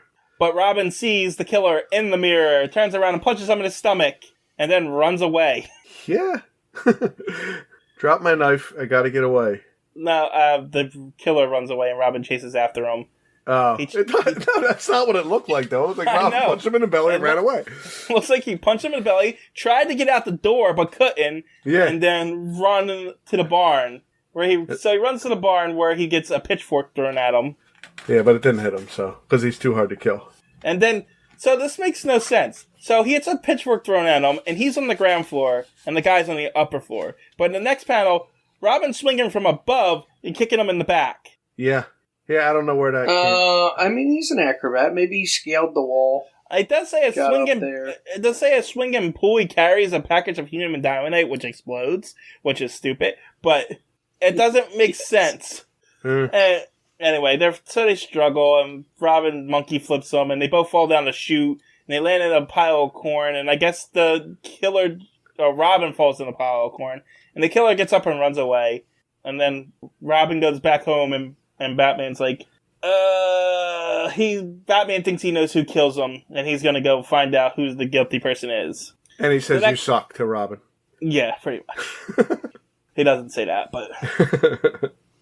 The next day, reporters swarm about the theater because, people are dying in this thing, and it's in the newspaper about that, and there's even a headline about the old stagehand predicts more deaths. So I'm assuming that's the old guy. Meanwhile, a place head where Commissioner Gordon is, interrogating the producer because they think he did it because he has the most to gain from it, from the play Fallon or something. Yeah, if it's after he sold the play to Broadway, Hollywood offered him money for it. No. No, that's not how it worked? That's not what is going on here. This guy owns the play. He bought it off the writer, and sorry. Yeah, I was going way ahead there. You were. That's why I'm trying to end this. I'm trying to end this comic. I'm sorry. I'm trying to get you to end of it. But he's like, the producer's like, I didn't do it. And so they're like, all right, so we're going to go to the play tonight and see if we can figure things out. And so the night of the play... This is really dumb. This is why I was trying to skip to the end, because it's stupid. It's stupid. So I didn't. The whole thing is worse. At first I thought this was even dumber, but I just realized. So the killer is dipping a cat's paws in poison. I didn't see that thing before. So when he shot the dart at the cat, I thought he killed the cat, which killed the girl. Okay. No. Well, yeah, kind of, but not the way you thought. No, I thought, wait, why? How did that kill him? But I see how it happens now. Anyway, so he dips it in and I guess someone gives the main actress the cat. But as she's holding the cat, a guy with a blow dart shoots the cat in the back, which scratches her, which poisons her and kills her instantly. Wow, that was a long way to go to kill why didn't he just shoot her with a poison dart and get it over with? Because she's the one that crossed the path with the black cat. Oh, that's right. This really does stink, this one. At the end, when I tell you what my whole thing is, it'll make the whole thing even dumber. So, but I can't say it until the end, and I'm waiting. So I guess the cops get called, and they're trying to figure out who the killer is. But Bruce tells some guy that he found a clue, and he's going to come back later tonight to do it. And he does. He comes back later late, and the killer's there and tries to drop a bucket on his head. But Robin shows up out of nowhere and saves Bruce Wayne. And so the killer and Robin go round 2, because I guess Robin's the hero in this story. So wait, is that just some guy, or is that Commissioner Gordon? What guy? That's he tells him? He says, I found a clue backstage, and I'm coming back later after everyone's gone. And I know I'll find enough evidence to convict the murderer. Is that Commissioner Gordon? I think so. Yeah. Smoking So cigarettes. I actually thought that Bruce suspected this guy and told him that so he thought he would come. Oh. No, that's Commissioner Gordon. I didn't think that was Commissioner Gordon. Or is it that guy that they were accusing earlier with publicly? No, that's not Commissioner Gordon. No, yeah, that's the guy, the producer, or whatever he is. No, the producer was a fat guy, but this is somebody else. This is the guy that they were bothering about. Do you think the unfortunate publicity will affect the sale of tickets? That guy? he's the yeah, I think he's the director. Yeah. Well, but that's the weirder part to me is that why is Bruce Wayne coming back to get stuff? It's not Batman. It's Bruce Wayne is coming back to get stuff. And whispering to this guy. The idea is that he's trying to get him he thinks the director did it, so he's trying to get the director to come and try and kill him as evidence. But Bruce is wrong about the killers and all. Yeah. Batman is completely and utterly wrong. Yeah, this whole thing, he's a stinky detective in this one. And for a really stupid reason, too. Yeah. Anyway, so Robin and the killer start fighting, and then the killer gets away from Robin, and then Batman gets in the fray, and they fight for a little while. And then Batman knocks him out and unmasks him, and it was not the guy he thought it was the writer. Now you can explain what was happening, Uncle Chris. Oh, the writer sold it to Broadway, his play. Then he got offered by Hollywood more money for the play. So if the play closes within 10 days, then he retains the rights to the play, and he can sell it to Hollywood. Yes. Stupid. He also saved Batman from the guy with the gun earlier to throw a suspicion on him because Batman wouldn't think wouldn't be him because he's a good guy because he saved Batman. Right. It did, and it worked. The problem I got is the only guy in a green suit in the whole story was the killer. He's the one that they basically left out of the story for most of it. Then they throw this one white-haired guy in a green suit for like 2 panels to try to throw you off. You knew who the killer was from the beginning. Why? Because he's the only guy in a green suit. So the green suit is the killer? I didn't. Yes. Oh, because of the guy with the purple mask has a green suit on. I see what you're saying. The whole comic. I didn't actually figure it out because of the green suit. I figured it out from the other context clues. I just, right from the beginning for me, I was like, oh, well, that's the guy in the green suit. It has to be him. Did you hear what I just said? And they don't really talk about him. So. Did you hear what I just said? I hate to tell you. Yeah, I know. I heard you. I hate to tell you. But I didn't even notice that guy from the beginning. I don't even know who that is. Like, I didn't even see him. What was he doing in the superstition party? He's there. He's just there. They don't show him doing anything. Yeah. But he also is outside when they find the guy under the ladder. Okay. But they also give it away earlier, too. When he's still using the blow dart, they show his blonde hair. Oh, do they? Yeah. in the curtains. Yeah, so they give it away fairly a lot of the time. I don't see his blonde hair in the curtains. Oh, maybe it's a yellow, kerchief thing. Maybe. Yeah. I thought it was his hair, but it's not. But still, anyway, it's a guy it made you think in it a green was. suit. I'm just like, the whole thing, just the whole story. I was like, I didn't hate this story. I didn't, but I was like, it didn't have no mystery. I knew exactly who it was the whole time. It was a stupid story. It was too easy to figure out, and it made no sense a lot of the time. It made Batman look stupid. Yeah. Batman didn't look like the world's greatest detective in this one. No. And then he finishes out by saying, Commissioner, the curtain has fallen on the last act of the Superstition murders. What? Yeah, I don't care. When did we name it that? Yeah, I don't I don't know. That one was bad, though. Yeah, lock that guy up and don't bring him back. So, Yeah, appearances, Batman, James Gordon, Robin, antagonist, Johnny Glim, which I never even knew his name till that last panel. Other characters, it says Gotham City Police Department. Banks, Francine dies, Fred Brooks dies, and then Paul Met and Banks have single appearances. And then it says location, Gotham City and GCPD headquarters, but we already had them as a character, so. Anyway. You do know that the play was called Superstition Murders, right? No. I wasn't paying That's what it's called. It's on the marquee real big in that. No. Oh, well. Whatever. I don't care. I was just like, when you said that, I was like, wait, does he not know that that's what it's called? Yes. Nope. Let's get into the best story of this comic. Yes. As usual. It's called The Cross Country Crimes. And we have a non-canon splash page with the Joker on top of the water tower, just shooting guns randomly in the air.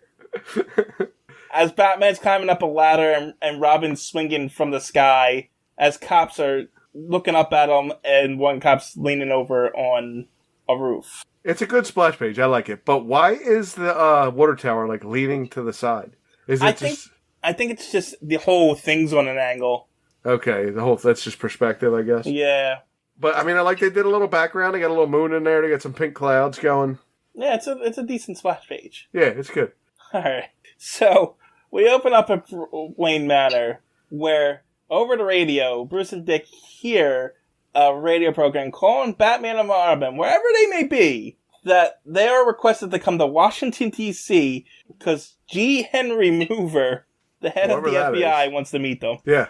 If you had anything to do with the White House or like the police department, why do you always have like an initial and then a name? I don't know, but it's Edgar J. Hoover, if anyone didn't get it. Yeah, G. Henry Mover. Yeah. So they're like, okay, I guess we're going to Washington, D.C. because the FBI asked me to come.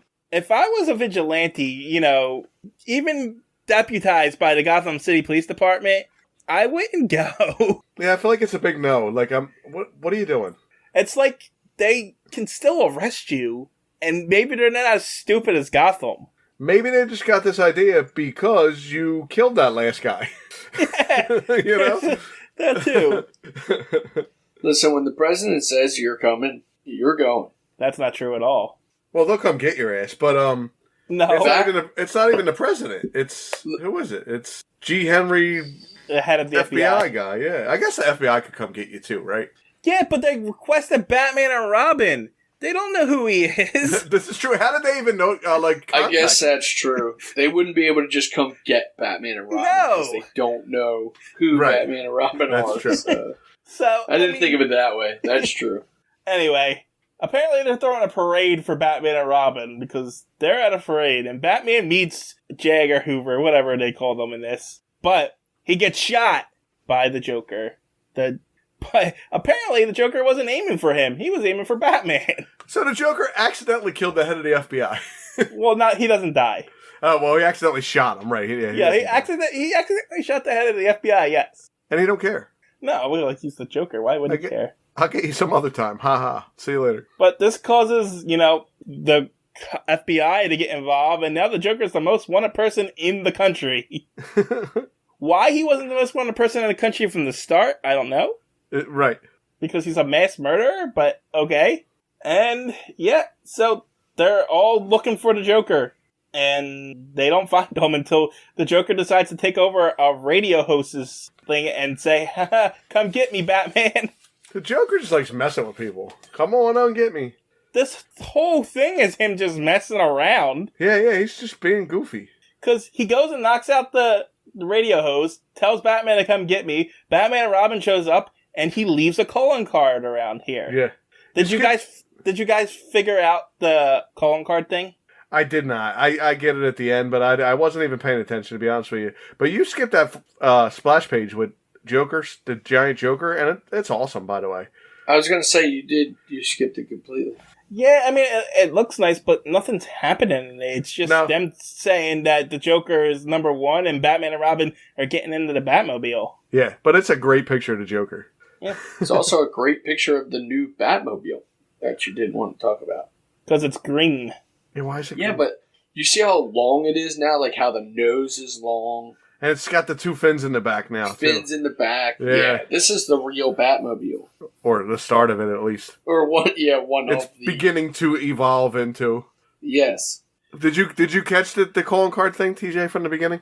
Not from the beginning, no. Okay.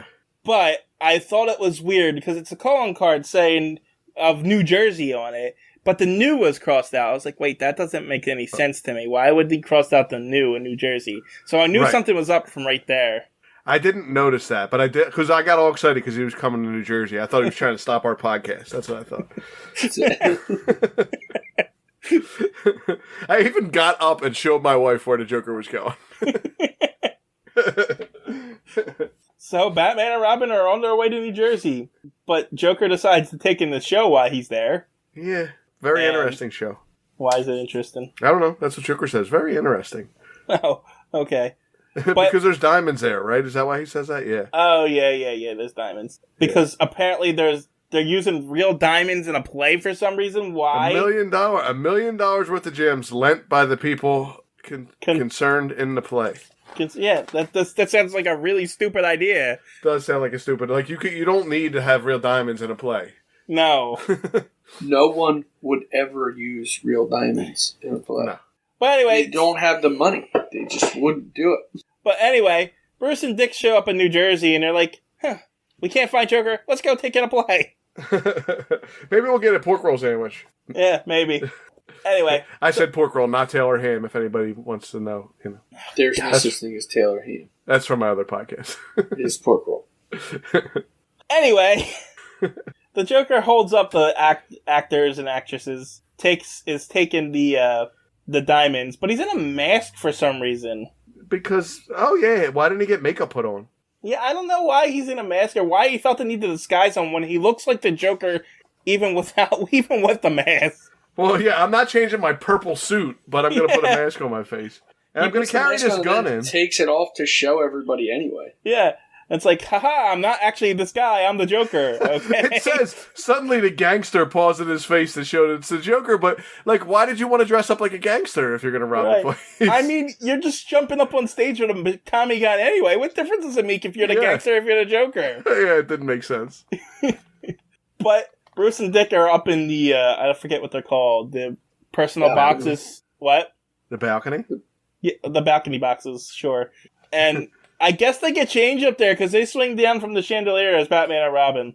Yeah, but nobody knows that they're Bruce and Dick's seats where they jumped out of. Right, exactly. But Joker was expecting them. So he shot the chandelier and they land into a roll. And then Joker hits Robin in the head with the gun. Full force. It looks like a giant swing, and he whacks him with the butt of the gun right on the top of his head. It looks like Robin should be dead. Yeah, it's concussion time at least. And Joker captures Robin, holds him again point, and then throws him in the Batman, and then gets in his green car and runs away. But not before leaving the second clue. The Joker's going to Ohio.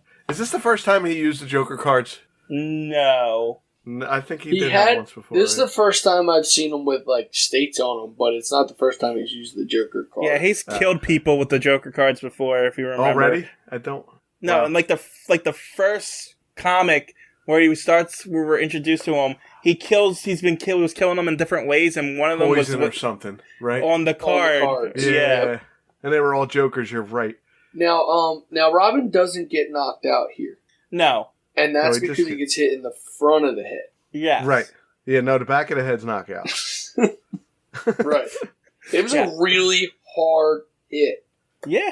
But it didn't knock missed the spot. They missed the knockout spot. Yeah, that soft spot's not there. Right. When we get the second clue of the Joker, Ohio, this is where I figured it out, because you crossed out New Jersey, that means it's got to be something with them, and then I realized Jay, in the first states, and I'm like, oh. But I didn't realize, I thought it was going to go and just say joke. I didn't catch the last part of it until it came up. Yeah. But I thought he was just trying to spell out joke, and he was going to get away at the end. Because he gets away at the end every issue. Yeah, spoilers, but... What? I mean, you're definitely spoiling it. I said he gets away every issue. Yeah, but not what one. Anyway, he does a Looney Tunes joke here. He changes the line on the road. Wait, we're not there yet. Okay, go. So, 2 days later, he's in Ohio, and he meets up with a couple of old cronies. Right. And the cronies are like, Joker, you want to help us do a job? And he was like, sure. And he comes up with this plan. But before they can execute the plan, the Joker poisons their cigars and kills the two cronies. So he only talked to them to get their plan and then killed them? No, because I think they asked him for the plan. So I don't know why he killed them before he even gets the gems. I guess he wants to find out where the gems are? Yeah, because they tell him a special bus is taking all the representatives of jewelry shops. Right, yeah. Okay, so he wanted to find out where they were going and then kills them all. So, you want to know what's interesting about these two murders? It's the first time he's killed someone since issue 1. Really? Yeah. But his murder count's probably higher than Batman's. No, it's definitely not. Nope. Because No. Batman is at 38 right now, thanks to Professor Radium. You know what the Joker's is after these two? 13. Wow. Don't worry, he'll catch up. Yeah. Well, he's going to add some more right now. Because you're right. He does the Looney Tunes here and decides to black out the road line in the road and curve it. Because I guess... Go ahead. So it goes off the cliff because it's dark outside. So the people are going to follow the line. That's what the guy says as he's driving. He actually says that. Yeah, go ahead. No, go ahead, read it. He actually says that he follows the line. We night drivers focus our headlights on the white striping in the middle of the highway and just follow it. I've driven at night before and I've never done that.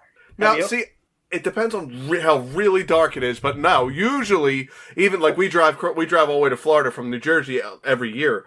When we do that, I follow the taillights in front of me. That's what I follow. But you also don't have 1950s headlights. True, that is true. The roads are not lit up the same as they are now. Right, we got reflectors on the sides and everything else now, but there are some times where it gets really dark too, as you're going through the Virginia and stuff. Yeah, when you get on some of them back roads, you do kind of follow that line sometimes. Maybe, yeah. I don't know that I would have followed it off a cliff, but... I think it would have been better if he would have painted a tunnel on the side of a mountain and had the line go into the tunnel. That would have been better. So, these guys are delivering jewels, right? Yeah. Why are they doing it in the middle of the night with no guards? They're not only delivering jewels, the special bus is taking all the representatives of the jewelry shops there. Oh, I didn't even catch that. Yeah, so it's all the representatives of the jewelry shops, and they're bringing their jewels. I thought there was only 2 people in that bus. I don't know. It says a special bus is taking all the representatives of the jewelry shops there. There will be cops on it. You may find a way to get those jewels those men will be carrying. Oh, well, I only saw the 2 men, so I can't keep an accurate count there. No, we don't know how many people are on the bus. You're right. I know there's a driver and somebody he's talking to. Yes. Yeah. But, so yeah, they drive off the cliff, and I guess Batman and Robin just happen to be driving by. Yeah, I don't know where they were going, but no, the reverberating crash reaches the ears of the 2 occupants, so they come find it. They were in the same area on the same highway of Ohio, that state, as You're right. Joker. Because then after that, they say they hear it, but then Batman says, "Sounds like a smash up ahead. We better go stop and investigate." So yeah, they were on their way there too. Yeah, okay. Anyway, they show up on the scene where the Joker at least killed 2 more, so I have his count at 15 right now. Even Batman says, "You murderer." Coming from him, yeah. Yeah. And the Joker, steals the jewels, but I guess he shoots gas at Robin. Yeah, but it's diluted and only renders the victim unconscious for a few moments. Why would he do that? Why bother? Well, because he doesn't want to kill Batman and Robin. Well, he wants... Yeah, you're right. He wouldn't be able to have no fun. Yeah, this whole thing is just to get their attention. You're right. You can't kill him now. They didn't even figure out the card thing yet. Yeah, exactly. So Joker goes up onto it's like a ski lift, right? It says a monorail car, but that's not a monorail car. No, it looks like a shack. Right, it looks like an outhouse hanging from some wires. But yeah, so Joker jumps on him and it's moving along, and Batman jumps after him. But Robin decides to reverse it so that he can come backward, but the Joker just jumps to the one on the other side. Yeah. And gets away. It really messes Batman up. An unexpected vicious kick sends Batman plunging into yawning space. Wait, it says something. When Joker jumps from one to the other, it really confuses Batman. It says something weird about it. No, that's what the unexpected vicious kick must be what I thought. Yeah, well, it doesn't matter. They get a third clue. Oh, no, there it goes. It says, before the astounded Batman and Robin can recover from this unexpected move, the Joker makes his escape. Because jumping from one car to another is really unexpected. And it astounded them. They were astounded. Yes, they were. Go ahead. They get their third clue. They're going to Kansas. We have JOK now. Uh-oh. Jock. Yep. But Batman and Robin, I guess, get to Kansas pretty quickly because they hear that the Joker is in a house on Concourse Avenue. Yeah. So I mean, I don't know. Like, are they in the vicinity of Concourse Avenue? Is Kansas that small? I don't think so. Yeah, I think it's got a lot of fields and stuff. I think so too. So, like, how do they even know where Concourse Ave is? They don't have GPS. No, he is Batman, though. He is Batman. Maybe he has a map. Maybe. I don't know. So there's a bunch of cops and Batman and Robin outside, and they see the Joker sitting on a chair reading a newspaper. They go up, they try to attack him, and then they get electrocuted because I guess it's a fake Joker. He did that just to be pulled funny. A Batman move.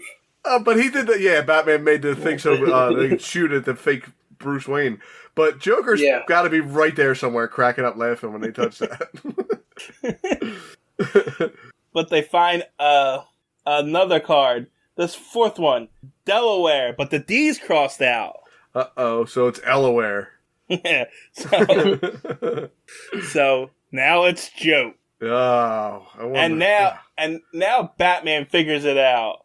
Oh, and there's only one state that starts with R, and I looked it up. There actually is only one state that starts with R. Really? Because Yeah. I thought, why would you think that? Like, there's got to be another R, but apparently not. No, I looked it up. I was like, there's no way. And apparently Right. it's true.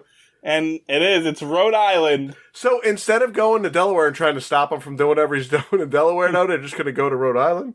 Yeah, apparently. Because it's probably just another trap anyway. That's amazing. Like, I couldn't think of another state that started with R, but I thought there's 50 states. There's got to be another R. I thought so too, and I looked it up, and I was like, nope, I guess there is only one R. Wow. But, so they go to Rhode Island, and Rhode Island's a small state, but they just know where he is in Rhode Island. He just said, come to Rhode Island, you know? Well, Rhode Island's probably got like 8 houses, I guess, right? I guess. Just like Kansas. When they got to Kansas, they just drove over to wherever he was. Anyway, 2 days later, the Joker's reading a paper in Rhode Island, and there's a knock on his door, and it's Batman. And Joker just runs away, and Batman lets him. But before he runs away, Joker kicks Robin in the face. Man.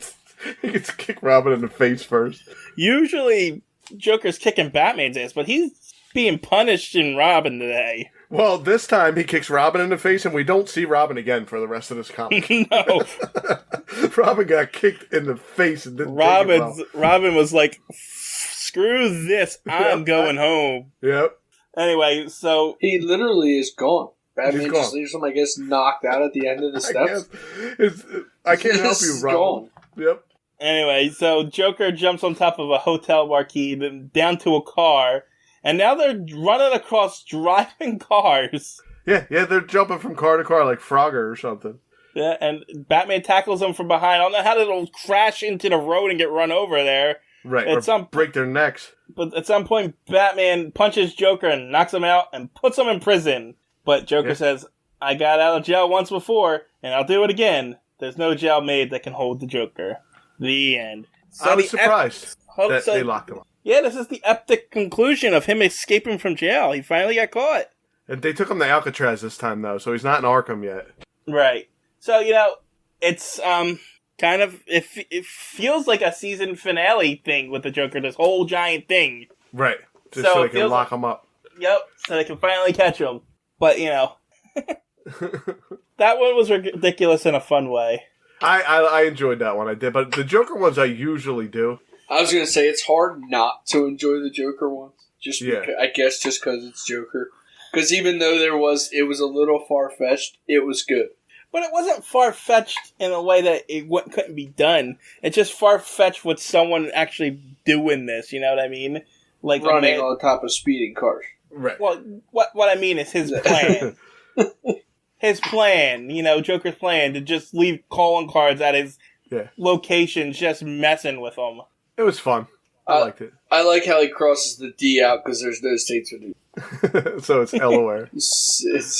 Well, he crossed out New Jersey so he could have one with a J, too. But at least that one, it was the word. That's true. It was good. That one was definitely the better one of the four.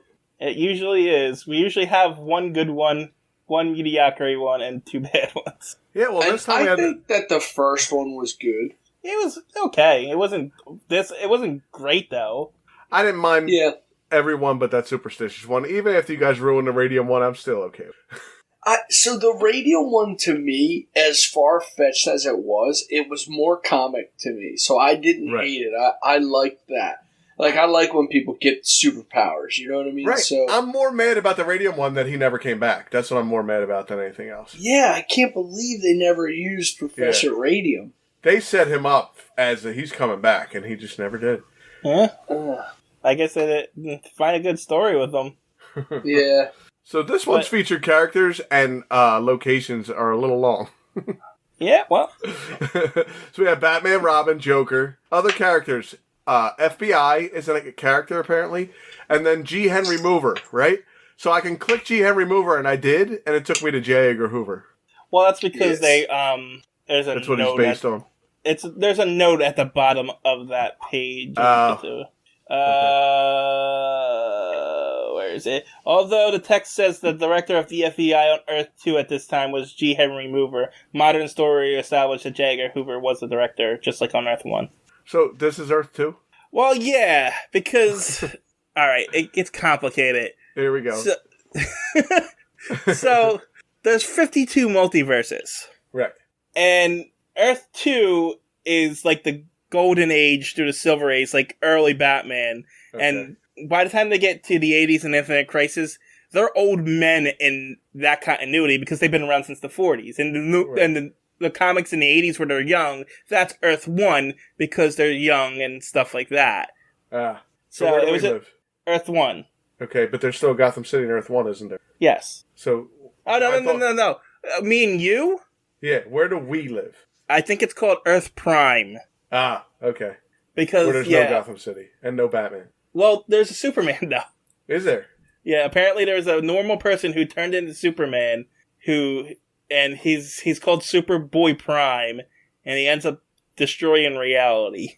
Oh, great. That's what we got to look forward to, huh? Interesting. I think that's, a long time from now. So we got Batman, Robin, the Joker, G. Henry Mover, and then we get to the locations, and the top location says United States of America. And it says California, San Francisco. Whoa, wait. Oh, I guess because of Alcatraz? California, San Francisco, Alcatraz prison. That's in the tree of that one. Yeah, I just didn't know why they were saying California and San Francisco. I guess because Alcatraz is in San Francisco, California. Right. Well, yes. This is the weird part. The line is, on the line, there's California, Delaware, Kansas, New Jersey, Ohio, Rhode Island, and Washington, D.C., right? So the one next to California is San Francisco and Alcatraz. Then Delaware doesn't have anything. Kansas, and then there's a dot next to Kansas that says 2255 Concourse Avenue, right? Yeah. Then the next one is New Jersey. Under New Jersey is Gotham City. Under Gotham City is Wayne Manor. Right, because in it's hard to say. Sometimes Gotham they think is in Chicago, sometimes it is in New Jersey. Weird, right? That's weird. Yeah. So then we had Providence, Rhode Island, and items were Joker Venom, and vehicles says Batmobile. So that Lumpy noticed the Batmobile makes a difference because they're talking about it here too. So there's something going on with the Batmobile in this one. Well, no, they've been driving the Batmobile the whole time. They were going cross country. Right, but it looks different this time. It's green. It's got some fins in the back. It's the most Batmobile-looking Batmobile that we've seen so far. Oh, look at this. To me, personally. TJ, you said about Professor Radium, it says, although supervillains rarely die from falling into rivers in Golden Age comic books, Professor Radium seems to be one of the few who actually does. Yeah. And he isn't seen until 2006. Right. By which time the entire universe has been retconned out of existence. Nice. So he dies there. Yeah, he's dead. Alright. Is that it? Are we finally done? We're done. You want to hear a joke? I mean, if you must. Are you ready?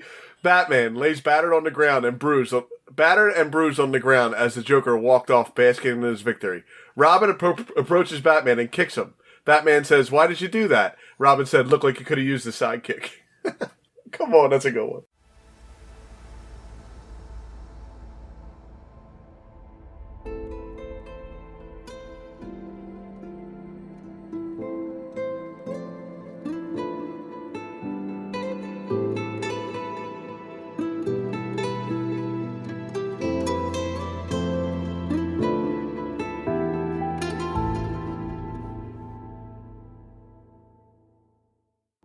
TJ here from Comics and Us, just here to plug the social media. Check us out on Twitter. Our handle is @EveryTNUs because someone took everything and us, but the name of the Twitter page is Everything and Us Podcast, and then the handle is @EveryTNUs. You can also check us out on Instagram, which is also Everything and Us. These all encapsulate all the podcasts that I do, but you're going to find all your updates for Comics and Us, Anime and Us, so forth and so forth. You can also contact us right now at everythinginUspodcasts@gmail.com. Still working on the website. And until then, that's where you can get a hold of us. That's all. Thanks for listening. Talk to you later. Bye.